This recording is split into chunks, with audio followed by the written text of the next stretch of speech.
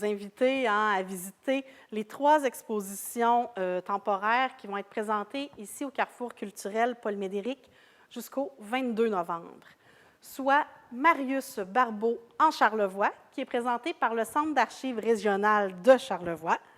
Ensuite, Le Crocheté, présenté par Mme Claire Thibault. Et ici, on est dans l'exposition L'art à table 2, le repas, qui est fait par un collectif d'artistes qui a été invité par le festival Cuisine, Cinéma et Confidences. Bonne visite! Alors, j'ai la chance d'avoir aujourd'hui avec moi le recherchiste du Centre d'archives régional de Charlevoix, M. Rosaire Tremblay. Et aujourd'hui, vous nous présentez une nouvelle exposition qui est Marius Barbeau en Charlevoix. C'est bien ça, M. Tremblay? Oui. Bon, d'abord, bonjour Pascal. Bonjour. Et bonjour à vous à la maison qui nous écoutez par le biais de TVCO. C'est toujours un plaisir que de se retrouver devant la caméra de TVCO. Alors oui, Pascal, à nouveau, on se retrouve au Carrefour culturel, là, au niveau du centre d'archives, avec des documents anciens, des ouvrages, etc. On en reparlera. Qui traite de Marius Barbeau. Marius Barbeau, c'est peut-être un nom moins connu, hein? Oui, on va en revenir un peu plus tard. J'aimerais qu'on commence peut-être par le Centre d'archives. Premièrement, qu'est-ce que le Centre d'archives régional de Charlevoix? Et puis, pourquoi vous faites des expositions? Parlez-moi de votre mission, parlez-moi de qui vous êtes. Bien, le Centre d'archives, comme son nom le dit, c'est un endroit, un centre, un local, où on récupère les documents d'archives. Bon, ça peut être des manuscrits, ça peut être des photos anciennes, des vieux contrats, toutes sortes de documents qui ont trait à Charlevoix. Idéalement à Charlevoix. On peut avoir quelque chose qui déborde, quelques items qui débordent, mais comme notre mission est pour Charlevoix, on veut documenter Charlevoix.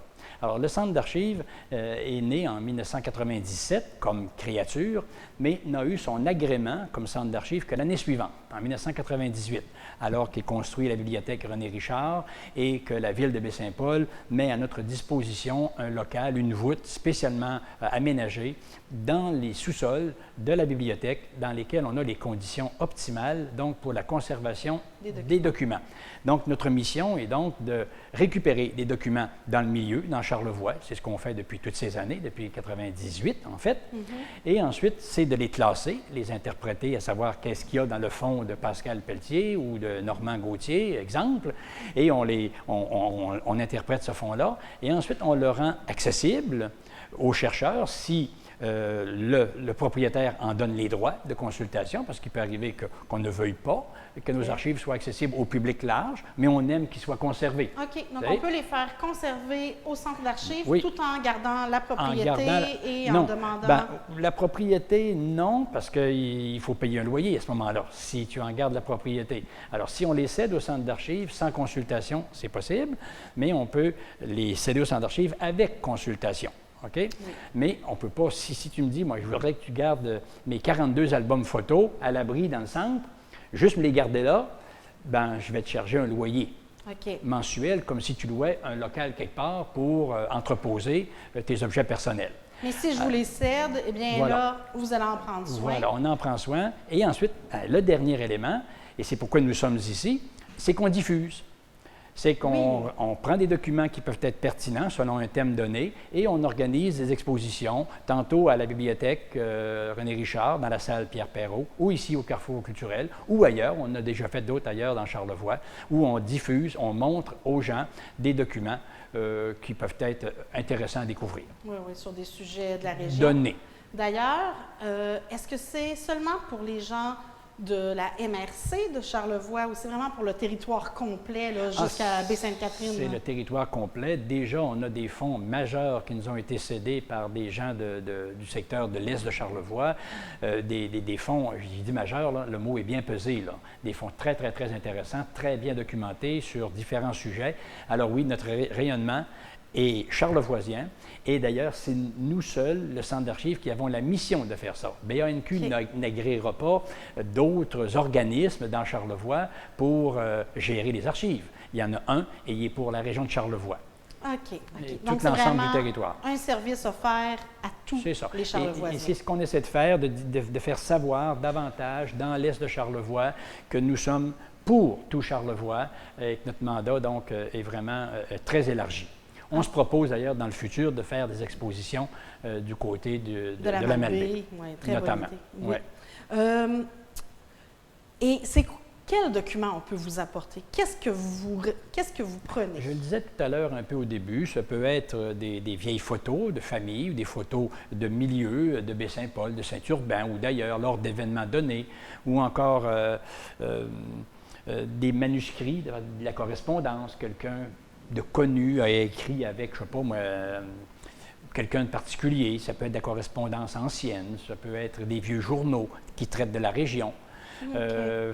Bref, tout ce qui peut documenter Charlevoix et qui mérite d'être conservé de façon plus officielle, selon les normes de BANQ, je le dis encore, on a la voûte de sécurité qui a les normes optimales de conservation des documents. Ça, j'aime à le dire et à le redire aux gens qui nous écoutent, on a les normes comme si on était aux Archives nationales du Québec. C'est la même affaire. Donc, alors, la chaleur, le taux d'humidité. Le taux d'humidité, les températures constantes, les boîtes de conservation, les papiers anti-acide, bref, on est dans le top du top au niveau conservation. Alors, ce n'est pas gênant de céder des documents. Et pour ça, bien, il s'agit de se présenter au centre d'archives. Nous sommes ouverts du mardi au vendredi. Oui. Et puis, on reçoit les fonds. Okay. Et il est situé au sous-sol de la bibliothèque, comme vous avez dit tout à l'heure. Je ne sais pas pourquoi, j'ai entendu dire que vous aviez un lien aussi avec un centre de généalogie ou... C'est qu'il y a une quinzaine d'années, on s'est porté acquéreur d'un fonds de généalogie majeur qui était dans un collège privé de Drummondville, qui nous a été offert par un concours de circonstances, mais la condition, c'est qu'il fallait l'acheter dans son intégralité. Okay. Alors, on a acheté un fonds majeur qui comprend presque 1000 ouvrages de généalogie. Nous couvrons tout l'Est de l'Amérique francophone, donc les provinces maritimes, l'Ontario, les États-Unis et le Québec. Au niveau des ouvrages de généalogie, c'est une bibliothèque colossale, alors qui est accessible dans ce qu'on appelle notre centre de généalogie. C'est à nous, ça.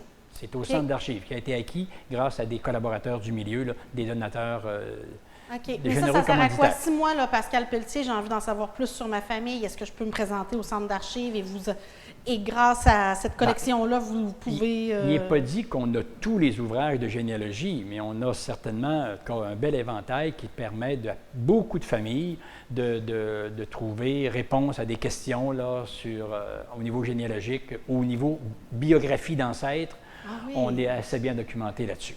Ah ben, c'est super intéressant. Ah oui. Et d'ailleurs, c'est une grosse force. Beaucoup de gens viennent au centre pour ce volet-là de notre offre, c'est-à-dire la généalogie. Donc, on est tous invités finalement à venir visiter le centre d'archives. C'est un service que tous les citoyens peuvent... On ne peut pas visiter beaucoup. En fait, ce qu'on peut voir, c'est le centre de documentation généalogique quand on entre, mais quant à notre voûte de sécurité où on conserve, on appelle ça le magasin d'archives, dans des termes techniques, là. Ça, c'est pas accessible au public, ça. C'est à cause des conditions de température, de poussière ou n'importe quoi. Mais on peut venir au centre où il y a notre volet généalogie. Ça, c'est sûr que tout le monde est accueilli là, sans problème. Tiens. Et là, si on venait à l'exposition? On est là. On est là. D'ailleurs, premièrement, c'est qui Marius Barbeau? Écoute, Marius Barbeau, c'est sûr que c'est un nom qui a pas tellement une résonance ici dans Charlevoix. Les gens qui s'y connaissent un peu dans le domaine de l'ethnologie, du folklore, connaissent peut-être le nom. C'est un type qui est né à Sainte-Marie-de-Beauce en 1883. C'est un gars qui, très jeune, a été amené au folklore par ses parents. Son père aimait la danse folklorique, sa mère aimait la chanson folklorique. Il a été initié dès le bas âge au folklore. Donc, ça en a fait un enfant assez précoce, versé vers la culture du passé, si tu veux. Alors, il a grandi là-dedans. Il a suivi des études d'abord, crois-le ou non, avec sa mère. Il a fait son cours primaire seul à la maison avec sa mère parce qu'elle était institutrice, une ancienne religieuse qui était sortie de religion d'une communauté enseignante et c'est elle qui enseigne le cours primaire. Et après quoi, Marius Barbeau va suivre différents cours, un baccalauréat général. Il va même suivre un cours en droit pour devenir notaire, qu'il ne pratiquera jamais. Vous avez dit en quelle année qu'il est né? 83. 1883. OK. Et puis, il suit un cours pour devenir notaire en droit, mais il ne le pratiquera pas. Il va plutôt pratiquer le métier d'avocat. Okay. Et ensuite, il va se verser plus tard, à cause il y a une culture du passé avec le patrimoine et tout ça. Et il va aller étudier en Europe l'anthropologie. à la Sorbonne, c'est pas n'importe quelle université, et en Angleterre, à Oxford, où il va obtenir des doctorats sur la culture matérielle, et il va s'intéresser à l'anthropologie, c'est-à-dire tout ce qui concerne les humains, soit par individu ou par groupe, dans ce qu'ils sont, dans leur origine et dans leur culture. Alors, qu'est-ce qu'on veut dire? C'est qu'on veut dire d'où tu viens, comme peuple, comme personne, et quelle est ta culture dans le quotidien. Qu'est-ce que tu chantes? Qu'est-ce que tu comptes? Quelle langue que tu parles? Qu'est-ce que tu fabriques de tes mains? Un anthropologue étudie ça pour des groupes de citoyens ou pour des individus. Alors, lui, c'est ce qu'il a développé comme métier. Il est devenu le premier grand anthropologue canadien qui s'est intéressé beaucoup aux Autochtones, aux Premières Nations. Les Premières Nations, surtout de l'Ouest canadien, où il s'est intéressé à l'art totémique, les totems fabriqués par les nations amérindiennes, et aussi du centre du Canada, parce qu'il y a beaucoup de réserves amérindiennes, mais aussi au Québec avec les Hurons, même créé un dictionnaire et une grammaire huronne, Marius Barbeau. Alors, c'est un homme extrêmement... sa culture est extrêmement développée au niveau de l'anthropologie. Alors, des contes, légendes, chansons traditionnelles, c'est absolument colossal. Juste pour donner une petite idée, là, dans les enquêtes là, ethnologiques qu'il a fait, là, dans Charlevoix, il a recueilli, pas dans Charlevoix, dans l'ensemble de son œuvre, 7000 chansons folkloriques. T'imagines? 7000 chansons, c'est beaucoup, hein? Donc, si je comprends bien, il a préservé... Oui. une grande partie Il les enregistrait. Il ne faisait pas seulement que la transcription écrite, mais il les enregistrait sur des cylindres avec son phonographe Edison. Donc, on retrouve les mélodies qui vont avec tout ça. Alors, les informateurs qui l'enquêtaient dans les années 1920 ou 30, il avait l'appareil et ils sont conservés sur des cylindres de cire à Ottawa, à la Galerie nationale du Canada. Alors, il a documenté le folklore canadien comme pas un. C'est sûr que c'est un travail de collecte extraordinaire et bien sûr de collection après coup, parce qu'il a tout cédé ça dans différents centres d'archives. C'est absolument énorme. OK. Et là, quelqu'un qui vient visiter l'exposition ici, qu'est-ce qu'il découvre? Qu'est-ce qu'il apprend? Le premier volet qu'on a voulu exploiter, c'est la correspondance qu'il entretenait, parce qu'on a appelé ça Marius Barbeau en Charlevoix. Alors, il est venu ici beaucoup. Et pourquoi Charlevoix? Comme pour d'autres ethnologues, je pense à Luc Lacourcière, qui était son grand partenaire de collecte d'informations, mais aussi Monseigneur Savard, tu vois. Monseigneur Savard s'installe ici dans Charlevoix. Ils sont grands amis. Ils sont ensemble au CELAT à l'Université Laval. Alors, il est amené à venir dans Charlevoix pour en même temps voir son ami Monseigneur Savard, mais aussi collecter des chansons traditionnelles, à enregistrer des contes fantastiques ou des contes populaires, voir comment on danse telle danse dans Charlevoix, etc., etc. Alors, c'est absolument très large. Et alors, il vient ici dans Charlevoix et c'est devenu son terroir particulier, son terreau particulier, parce qu'une région comme Charlevoix, Pascal, là, il faut se dire que mieux que d'autres régions, on a su conserver des pratiques au niveau du folklore plus qu'ailleurs. Tu sais, des villes comme des banlieues de Montréal ou Sherbrooke ou des banlieues comme Gatineau, près des groupes anglo-saxons, on reçoit très rapidement des influences externes qui font que tu perds ta culture propre. Donc, il y a un mélange des cultures à cause du côté multiethnique, par exemple, de la région de Montréal. Mais dans Charlevoix, ou la Gaspésie, au Saguenay et la Côte-Nord, comme on est des régions qui sont restées plus longtemps isolées parce que moins accessibles, et ce n'est pas péjoratif du tout, là, parce que moins accessibles, alors le folklore perdure plus longtemps. Alors, dans la ligne du temps, on l'enregistre beaucoup plus tard dans l'histoire, alors qu'à Montréal, c'est perdu depuis 40 ans ou davantage. Alors, lui, c'est devenu son terroir particulier parce que c'était encore conservé ici dans les années 40, 50, 60. Moi, j'ai personnellement fait une enquête quand j'étais en ethnologie sur la chanson traditionnelle dans les paroisses de Charlevoix dans les années fin 70, et il y en avait une manne encore comme ça. Mais aujourd'hui, on n'en aurait pratiquement plus de chanteurs. Là. Mais encore dans les années 70, là, ça perdurait. On avait encore ça. Alors, Marius Barbeau est venu beaucoup ici, à cause de Monseigneur Savard, d'ailleurs, qu'on trouve derrière moi ici, et Luc Lacourcière, qui a fait également de Charlevoix un milieu de prédilection pour ses enquêtes ethnologiques. OK. Et maintenant, qu'est-ce qu'on retrouve dans les présentoirs? Là? Bon, Qu'est-ce je le disais qu'il tout y à a? l'heure, on a de la correspondance entre Marius Barbeau, écrite de sa main. Là. Oui. Il y a un peu de correspondance typographique, parce qu'il écrivait aussi avec son dactylographe, là, sa vieille Underwood. Là, et, Il correspondait avec qui, là? avec Luc Lacourcière et Monseigneur Savard. OK. Alors, c'est quelques pièces. On n'a pas tout montré ce qu'on a au centre d'archives, parce qu'on a quand même pas mal de lettres, mais on en a quelques spécimens en montre. Et ensuite, on retrouve quelques ouvrages de Marius Barbeau. Ici, il y a quoi? Peut-être une centaine d'ouvrages, de livres qu'il a écrits sur différents sujets. Je parlais des Premières Nations, la chanson traditionnelle, le folklore. La ville de Québec a été vraiment un lieu sur lequel il a étudié beaucoup. Il y a beaucoup d'ouvrages que Marius Barbeau a écrits sur la ville de Québec. Ensuite, les archives de folklore, les trésors au niveau du Collège des Jésuites à Québec. Okay. Bref, beaucoup d'ouvrages qui traitent de tous les aspects, en fait, de l'ethnologie ou de l'anthropologie comme telle. Est-ce qu'il y a certains volumes qui méritent un intérêt vraiment particulier? Là? Oui. Est-ce qu'ici, là... On a mis dans des présentoirs en plexiglas là, quelques éléments qui sont particuliers, comme le Romancero du Canada. C'est un recueil de chansons traditionnelles avec les partitions. Il a écrit les partitions de toutes les pièces, donc il est capable de les fredonner. Si on est capable de faire du solfège. Oui. OK? Alors, donc, c'est un livre de musique, si je comprends bien. Là. Oui, on a toutes les paroles et on a la mélodie. Et on est capable il y a même l'accompagnement piano. OK, alors, on peut donc chanter des chansons comme elles étaient chantées à l'époque, ou à peu près. Ça, c'est un livre très intéressant, c'est que les enquêteurs qui se retrouvent dans ce volume-là, sont pour beaucoup de Charlevoix. Okay. Alors, beaucoup de chansons dans ce Romancero du Canada là, sont d'ici, de Charlevoix. Ça, c'est un livre intéressant. L'autre qu'on va voir, ça s'appelle le Saguenay légendaire. Il est dans l'autre présentoir. Vous allez le voir par le biais de nos cadreurs. C'est un livre qui porte presque essentiellement sur Charlevoix, même si ça s'appelle le Saguenay légendaire, à cause des origines. On parle de Louis l'Aveugle, de Boilly le Romancheur, mais aussi d'Alexis le Trotteur, bref, plein de choses. Et les gravures à l'intérieur sont toutes des familles de la région ici. De Baie-Saint-Paul, de Saint-Urbain, de Saint-Hilarion particulièrement.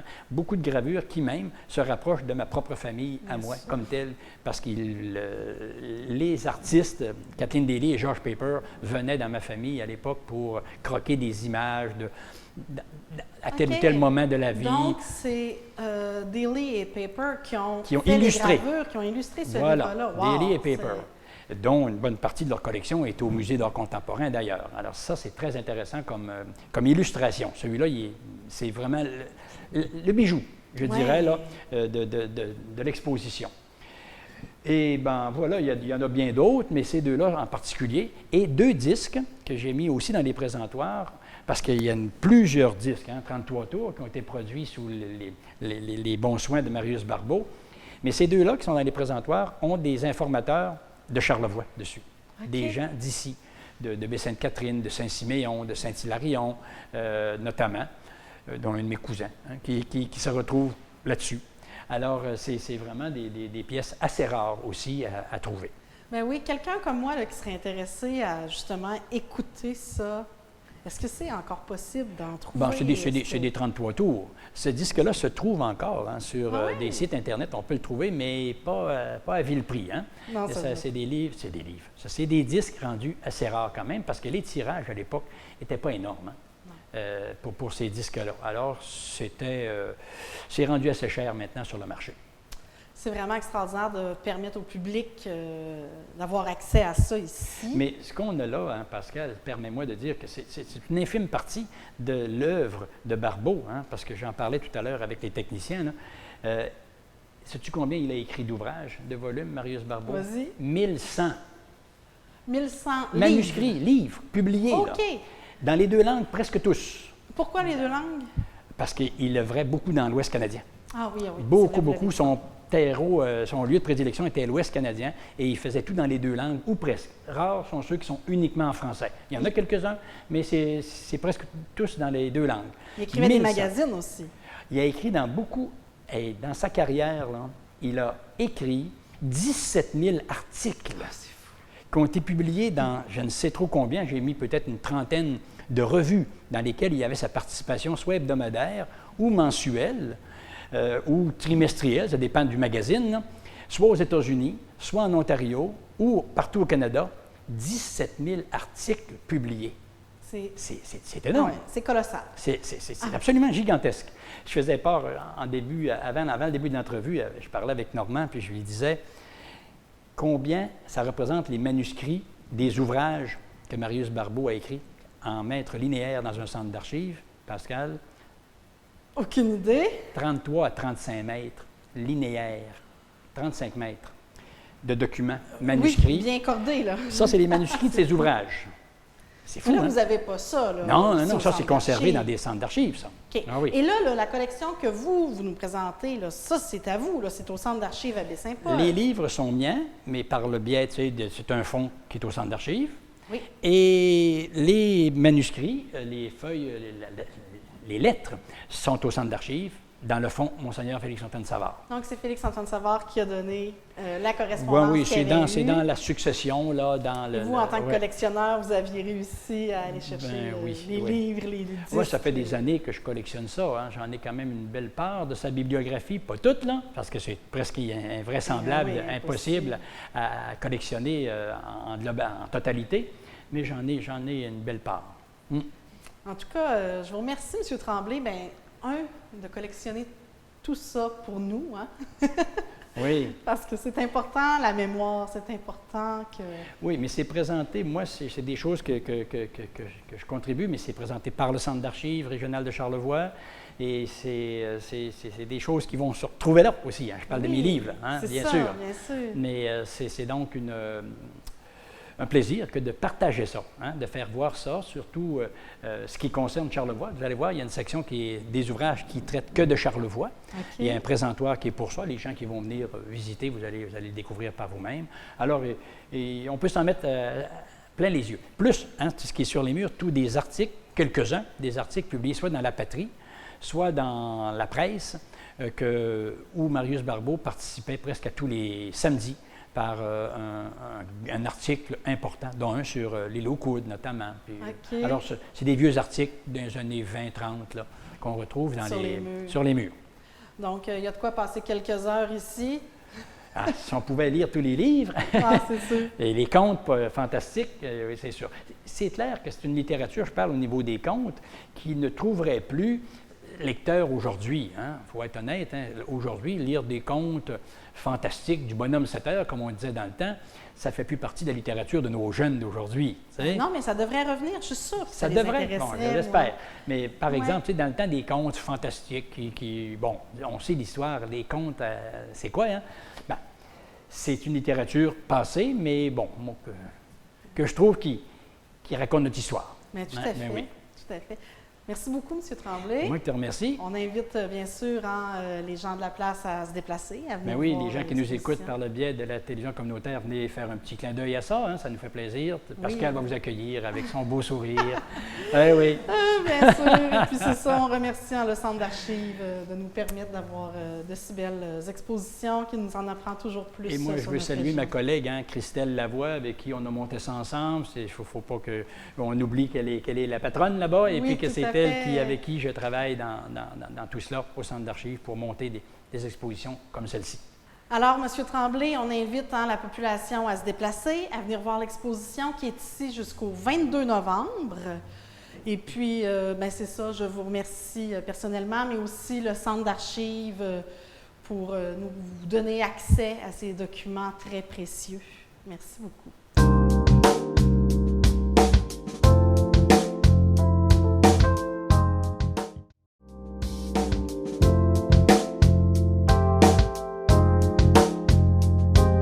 Alors, la seconde exposition que je vous présente aujourd'hui, c'est une exposition de crocheté et j'ai avec moi Mme Claire Thibault qui vient ici nous présenter son travail. Bonjour Mme Thibault. Bonjour Madame. Heureuse de vous avoir avec nous aujourd'hui, c'est un grand plaisir. Ça fait plaisir. Alors, le crocheté, on va parler peut-être de la technique un peu plus tard. Commencez donc par me parler de vous. Ça fait combien de temps que vous faites ça, du crocheté? Depuis 1952. Oh là là! OK. Et comment c'est arrivé dans votre vie? Racontez-moi ça. Bien, j'étais à l'atelier école Georges-Édouard Tremblay. Georges-Édouard Tremblay est à Pointe-au-Pic.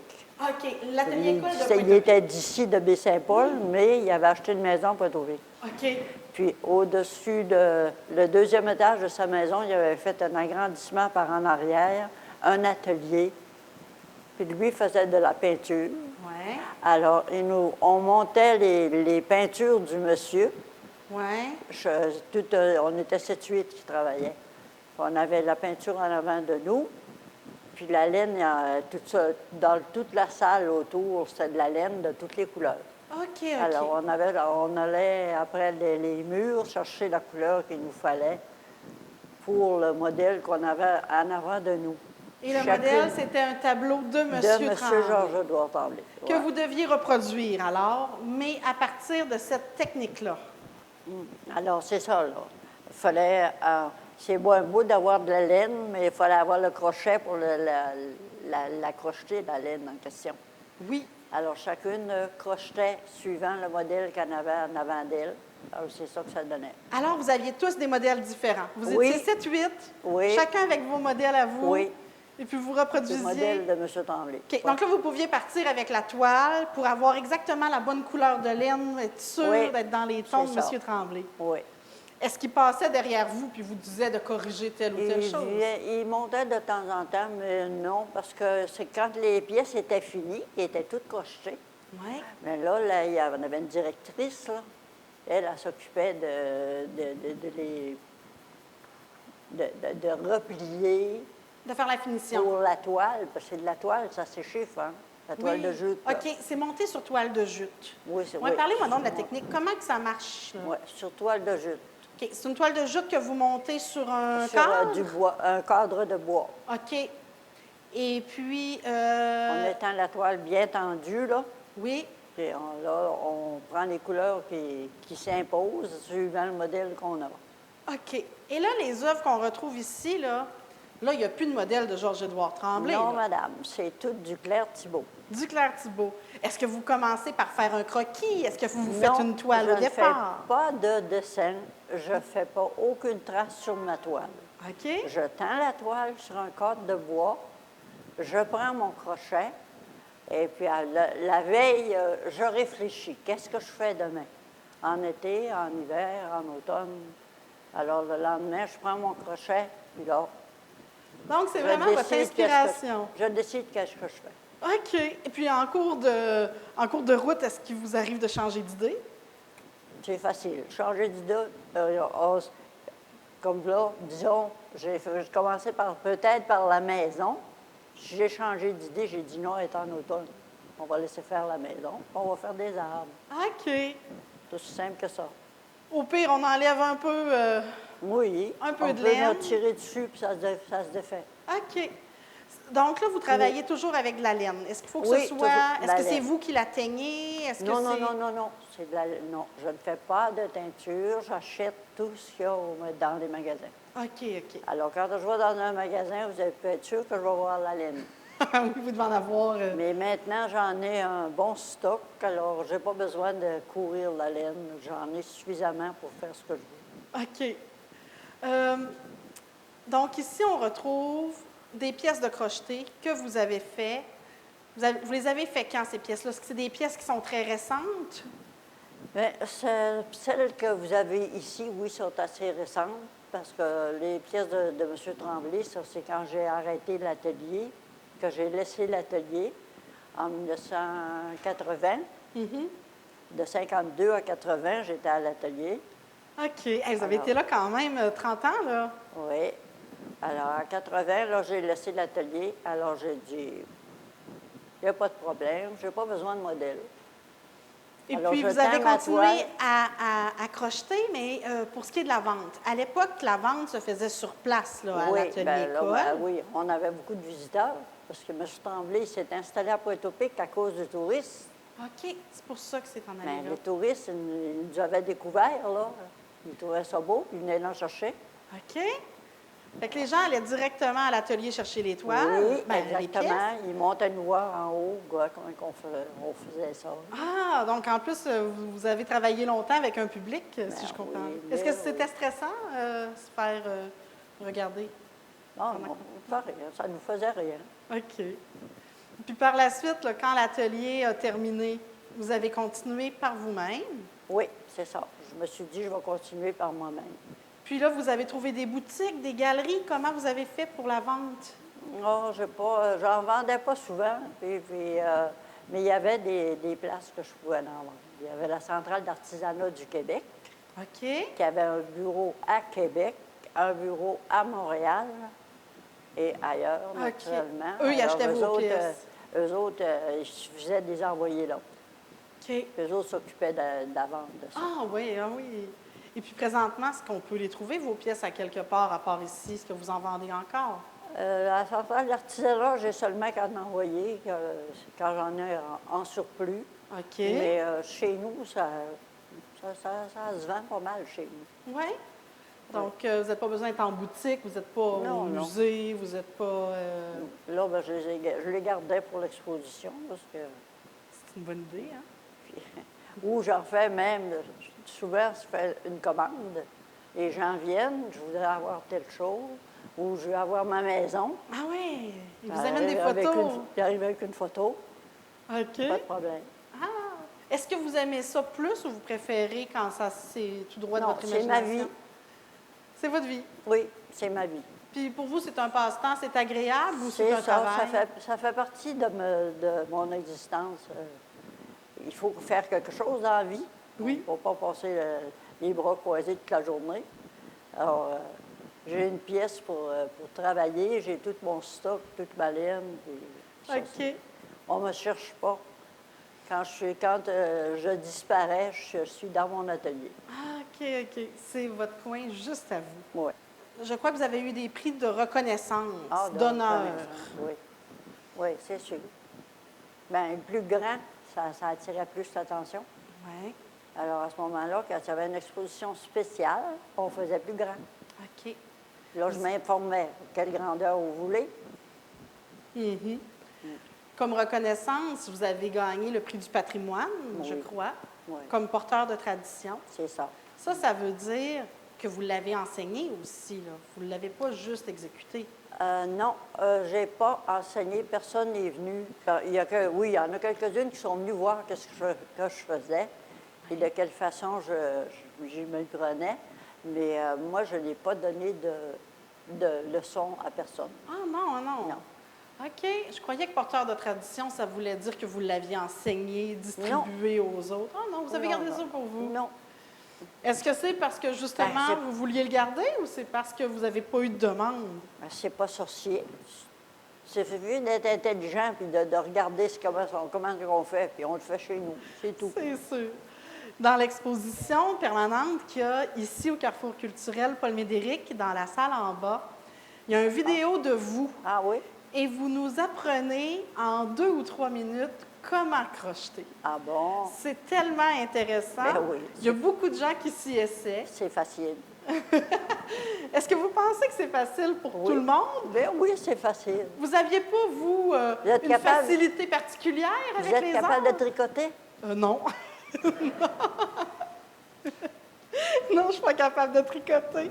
Grand-maman a essayé de me l'apprendre plusieurs fois. Oui. Je ne me suis jamais rendue plus loin que le foulard. Ah, non? C'est le maximum de Non, difficulté ben, que je moi, peux me c'est ça rendre. que je me dis. Ceux-là qui veulent crocheter, on se met à venir voir comment est-ce qu'on fait, puis ils sont capables de le faire. C'est pas OK. compliqué. Donc, c'est ça. Est-ce que vous pensez que c'est un travail d'artiste ou d'artisan? Oh, moi, la catégorie artiste ou artisan, moi, je mets ça dans le même paquet. OK. OK. Puis, quand vous êtes arrivé à l'atelier école, c'était votre rêve de travailler dans le domaine artistique ou c'est arrivé par hasard? C'est arrivé par hasard. Parce OK. que quand j'ai laissé l'école, je venais de finir l'école. Là, on finissait l'année d'école. OK. Vous avez- Et quelqu'un m'a dit, il y a M. Tremblay, il est en train d'organiser un atelier. Oui, j'ai dit quoi faire? Bien, ils ont dit pour reproduire ses pièces. Bon, ben, j'ai dit, je vais aller voir ça. Puis justement, il attendait que les jeunes filles se présentent pour en engager. OK, OK. Alors, j'ai accepté tout de suite. C'était à 2 minutes de chez nous. Est-ce que vous trouvez que c'est une belle vie que vous avez eue dans ce domaine-là, ou Ben vous aviez des rêves de d'autres choses?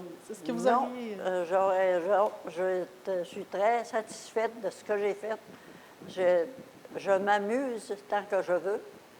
Je peux aller faire des voyages, n'importe quoi. Mon travail est toujours là qui m'attend.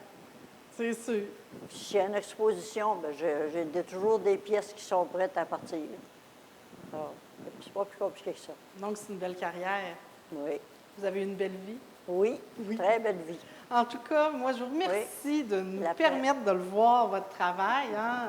Je le connaissais depuis longtemps parce que vous êtes quand même connu dans la région, justement, parce que vous êtes peut-être la seule qui fait autant de crochetés, qui est Ben aussi oui. connue dans ce domaine-là.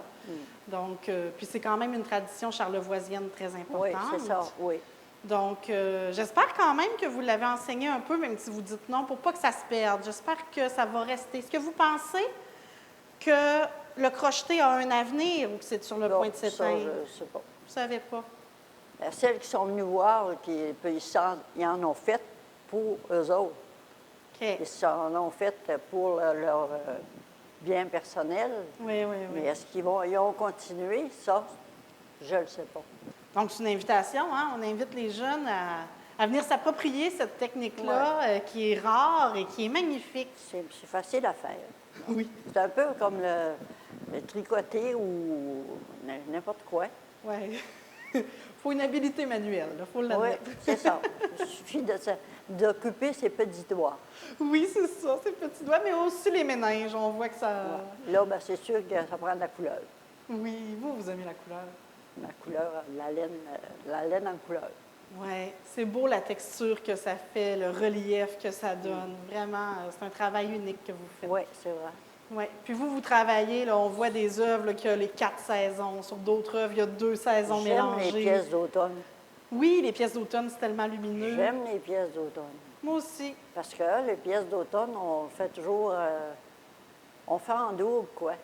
On fait toujours un rang plus long pour que les couleurs paraissent. Oui, oui, oui, oui, pour donner la texture, là. Tu sais, regarde les couleurs. Ah oui, ah, tout à fait. On dirait des fleurs qui ressortent. Oui, c'est ça. Oui, c'est vraiment beau. Oui. Merci, hein. C'est un honneur de vous avoir ici. C'est tellement agréable Ah, d'avoir merci. Puis j'aime beaucoup aussi les arbres enneigés. Oui, oui, oui, oui, il y en a ici. Ah, Oui, oui, ça, derrière là. aussi. Quand je vois les arbres l'hiver, là, Ah, c'est vrai que c'est romantique, vous avez raison. Donc, c'est vraiment le paysage charlevoisien là, qui vous Oui. touche encore, oui, qui vous émeut exactement, encore. c'est Charlevoisien. Ah. Ben voilà, c'est terminé pour cette entrevue. Madame Thibault, on invite les gens à venir la voir, votre exposition. C'est des bijoux qu'on a ici, c'est des pièces rares, donc je vous remercie. Ah, merci.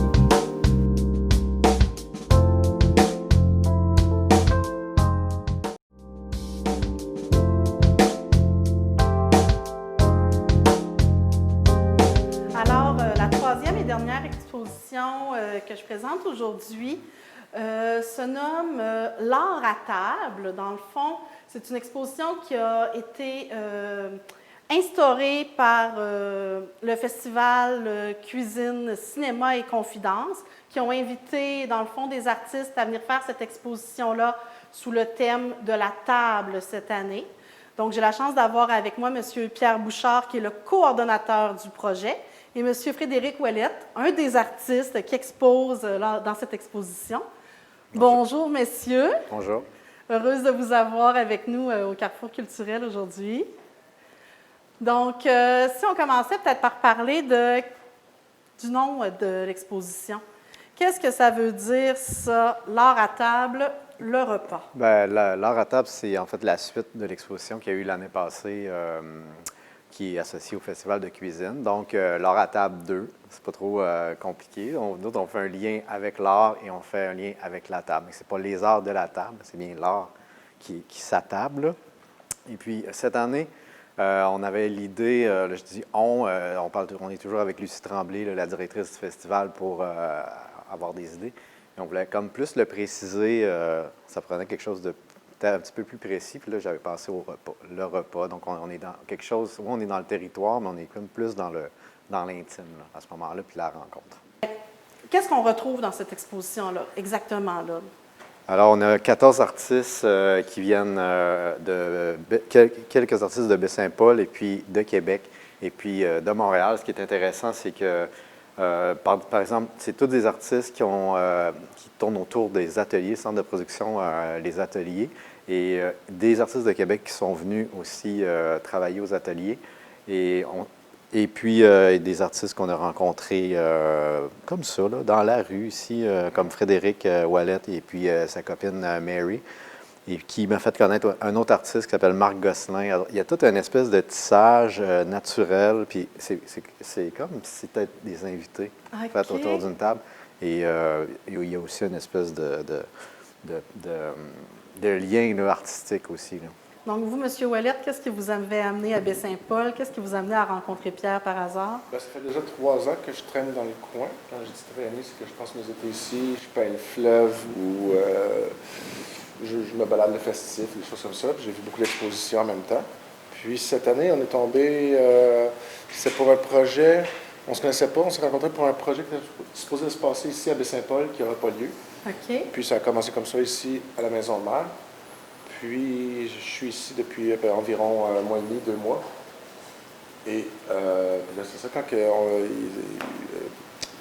m'a parlé de l'exposition, il m'a dit, veux-tu participer? Je dis, bien là, ça marche trop avec mes gâteaux, puis mes pop-tarts. Ouais. Ben oui. Ben, c'est un artiste, mais ben, là, il est très humble. C'est un artiste visuel, il fait des œuvres, mais il est scénographe aussi, il travaille dans le domaine du théâtre et puis pour les ballets canadiens comme ça, et puis des mises en scène, il connaît ça. Donc, si vous venez à l'expo, vous allez voir des faux gâteaux qui sont écrasés dans le mur. Et puis la table, en fait, c'est un projet collectif. Oui, parlez-moi de cette œuvre centrale. Oui, on a une table centrale. On avait eu l'idée de faire une table cassée, là, quelque chose qui avait mal tourné. Ouais, c'est un party qui a mal tourné. Ben, 2020. Ah oui, c'est vrai.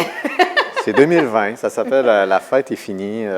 Ça peut être ça, mais en fait, elle est très joyeuse en même temps. Oui, oui, tout à fait. On voit que les gens mangeaient bien, buvaient bien. Ouais.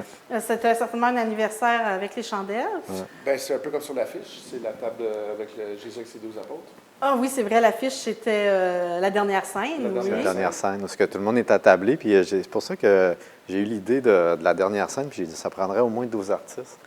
Et puis, finalement, on est 14. Ouais, il y en a plusieurs. On ne sait pas qui est Jésus encore, mais peut-être Lucie Tremblay. Peut-être, ou vous, non, M. Bouchard, en tant que coordonnateur. On va laisser le Messie. Donc, ces 12 artistes-là, est-ce qu'ils ont présenté des œuvres qui avaient tous rapport avec la table? Est-ce que c'était essentiel d'être vraiment sur le thème de la bouffe? Non, c'est ça. Parce que c'est comme le festival de cuisine, on est dans des recettes, on est dans des chefs qui font des plats comme ça. On a les portraits de Benoît Levac qui a pris des photos des chefs et des producteurs. Comme l'an passé, c'est la 2e année. Mais c'est vraiment plus large que ça. La nourriture, on est dans l'intimité avec des gens, mais il y a des gens qui font la bouffe, il y a des producteurs, il y a le territoire, il y a où on vit. Ça englobe presque toutes les activités de notre vie aussi, là. Ah, OK. Donc, il y a des gens qui ont été plus inspirés par le terroir, d'autres plus... Donc, l'inspiration et... oui, je pense à Karine Locatelli, qui est une artiste qui fait de la cueillette aussi. Donc, elle a fait une installation et puis tous ces tableaux sont inspirés du territoire. Ouais, donc, on est plus sur la fleur, sur la flore. Donc, ça peut rappeler la tisane, ça peut rappeler... Oui, mais on est dans le territoire, dans la géographie, dans le paysage. On est dans plein de choses en même temps, là. Donc, le thème n'est pas si clair, ça laissait quand même beaucoup d'espace à la créativité. Là, c'est ce que j'aime. Moi non plus, il ne faut pas se faire trop comme cataloguer dans un thématique trop serré. Ça permet d'embrasser plein de thèmes, là.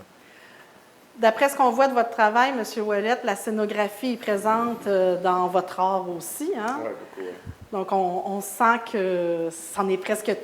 c'est assez théâtral, tout ça, Ouais, votre travail. Je ne pense pas de peindre des tableaux seulement, je peins des scènes ou du théâtre. Mais je vais toujours changer de style, c'est pour ça que je ne me garde pas juste un côté, comme là, pour une exposition de gâteaux, ou de pop-tarts ou de bonbons. Mais le mois prochain, ça peut être des paysages à ma façon. On en a un en haut, par exemple. Oui, c'est vrai. Mais je ne reste pas sur le même thème jamais. Okay. Donc, j'essaie de garder ça en forme. En évolution. Ouais. Mais C'est c'est- d'évolution. Donc, vous aussi, l'inspiration est multiple. Ouais. Mais le territoire de Charlevoix, on a cru comprendre qu'il y avait une place particulière. Oui, effectivement. On peut le voir dans les paysages aussi. Ben oui, c'est ça, dans votre paysage qu'on trouve en haut, quand Ouais, même. ouais. Et puis, vous, M. Bouchard, on va parler de vous, là. Pourquoi est-ce que Mme Tremblay, c'est vous qu'elle a approché? Est-ce que c'est vous qui avez eu l'idée avec elle? C'est pourquoi que vous êtes le coordonnateur? Ça fait, Quel bagage vous avez artistiquement pour Ben, quand je suis arrivé, porter, ben, j'étais à Québec quelques années, puis j'ai toujours quand même fait quelques expos personnelles ou en solo, où c'est moi qui rassemblais des artistes sous des thématiques ou des choses comme ça. Mais j'ai quand même ce talent-là, parfois, d'aller chercher des gens, les mettre ensemble. Puis c'est ce que j'aime. Puis juste des fois, d'être la bougie d'allumage, puis il y a des choses qui se passent comme ça. Il y a 2 ans, j'ai connu Lucie quand je suis arrivé dans la région. Et puis, j'ai rencontré des gens qui étaient dans le milieu artistique. Et puis, bon, tu sais, Lucie était un incontournable avec son festival, mais on a quand même lié d'amitié assez rapidement. Et puis, elle avait ce souhait-là d'avoir un volet un peu plus artistique Ok. pour son Elle festival. avait vu votre travail, puis... Oui, c'est ça. Fait que l'année passée, on avait comme 3 artistes, et puis cette année, Ben oui, de on 3 à est ailleurs. 14, l'an prochain, vous Ouais. allez prendre les On va 2 prendre étages. tout, on Ouais, va prendre c'est tout, ça. Paul Médéric, si ça ne vous dérange pas. Est-ce que vous accepteriez de me les nommer, les artistes qu'on retrouve ici? Oui, on a la photographe Eva Maud TC. On a la copine de Frédéric qui s'appelle Mary Muldery Isaac. Je suis bon, hein? C'est bon, oui. Qui fait du collage, qui fait des aquarelles, c'est superbe. Benoît Levac qui a fait sa série de portraits de producteurs et de chefs. On a des tableaux de Jimmy Perron qui a fait seulement pour l'occasion. On a Marie-Lynne Busque-Dubois, qui est en littérature écrivaine, qui a écrit un texte sur le thème de la table, mais qui a fait des petits mots, des petites poésies un petit peu partout, qui les a collés dans l'espace. C'était vraiment intéressant. On faisait ça hier Ouais, en ouais, direct. ouais. On a des céramiques de Chloé Lucie Desnouveaux. Elle a fait une belle petite cuillère en porcelaine et en bois. C'est superbe. Là, il y a le travail de Karine Lecatellier, qui est très lié au territoire aussi. Des photos de sa sœur, Vanessa Lecatellier. On est en famille ici. Ensuite, Marie-Claude Drolet de Québec. On a Marie-Fauve Bélanger aussi dans la sculpture. Les 2 filles de Québec sont venues faire des résidences qui étaient liées à Maison-Mère cet été. C'est comme ça qu'on les a connues. Un certain Pierre Bouchard. Ben oui. Et puis Marc Gosselin, un artiste que Frédéric m'a proposé, qui vient de Montréal. C'est super beau ce qu'il fait. Puis il travaille avec la laine. Puis il y avait comme un lien ici avec l'artisanat. J'ai trouvé Ben ça oui. très intéressant. Puis la peintre Josiane Lantier, qui a fait aussi une résidence l'an passé. Là, qui fait À Maison-Mère. À Maison-Mère. Donc, on peut dire que ça marche bien, les ateliers à Maison-Mère, Oui. que c'est un beau lieu de rencontre pour les artistes. On peut dire ça de manière officielle. Ouais. Oui, c'est foisonnant. Le second. Oui. Vous n'avez pas encore fait de résidence à Maison-Mère? Non. Non? Ça s'en vient peut-être? Ça s'en vient. Tantôt, il est allé visiter, puis il y a peut-être un petit local qui m'intéresse. Donc, on va vous revoir. Et puis, ben, moi, je vous remercie. Hein. C'est très agréable, toute cette diversité, tout cet imaginaire qu'on retrouve ici, cette créativité un peu folle et très jeune, je trouve. C'est un souffle de nouveauté. Donc, on va inviter les gens à venir le voir en vrai. Puis, je vous remercie d'être là. Les gens sont bienvenus. Ce fut un plaisir de vous accueillir aujourd'hui au Carrefour culturel Paul Médéric pour cette émission de la culture en action. N'oubliez pas que les expositions temporaires que je vous ai présentées aujourd'hui sont disponibles jusqu'au 22 novembre. Bien sûr, les 2 expositions permanentes, soit le Studio Trad et Espace Baie-Saint-Paul, sont ouverts au public malgré les mesures sanitaires. Donc, vous pouvez venir tout apprendre sur l'histoire, le patrimoine de notre belle région, ainsi que sur ses techniques textiles. Donc, voilà, je vous invite à venir voir. C'est de toute beauté, il y en a pour tous les goûts, une grande diversité qu'on a ici cet automne. Merci beaucoup, au revoir.